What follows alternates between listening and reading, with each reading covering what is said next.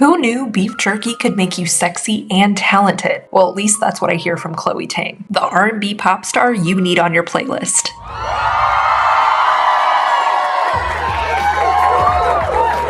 Give it up for Chloe Tang! My God!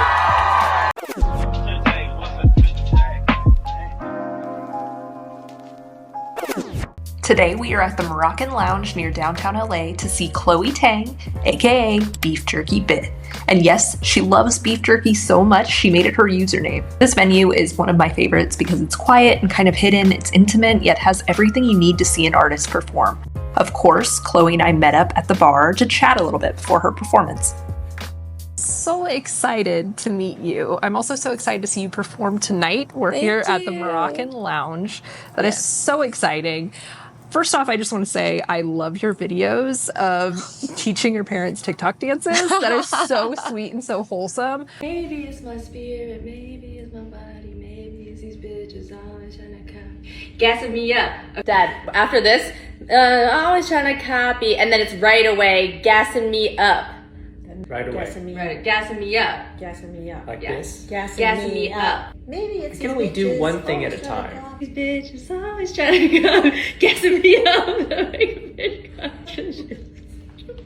I'm assuming they're very supportive of your music career. Yes. And I feel like that can go both ways with parents. Definitely. So are they supportive of your career? Yes, super supportive. They are like, it took them a while to get to this point, but now that we are where we are, they're so excited. They're like they always show up for me. And sometimes I'll just I won't even give them warning. I show up at their house. I'm like, we're doing a TikTok today. Aww. And they're like, okay.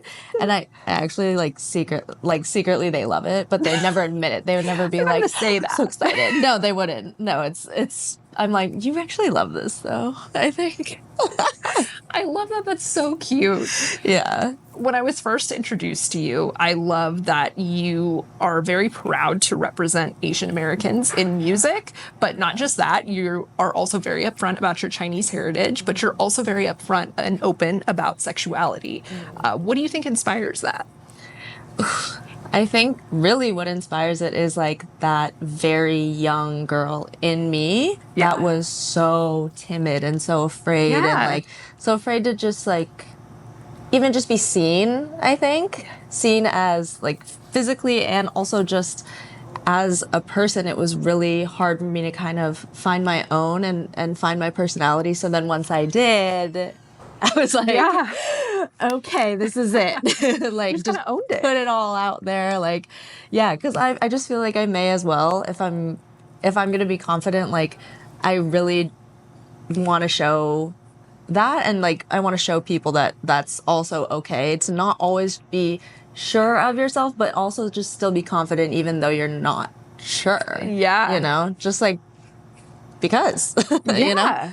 That's so refreshing. I mean, this is kind of a double question, but you're an independent artist, and I'm sure that comes with so many challenges. Yeah. It's also probably very rewarding, I'm assuming, but you're also an independent artist being very open about sexuality. You're repping being an Asian American musician in this space. I mean, what's something that's maybe the hardest? And what's something that's the best, do you think?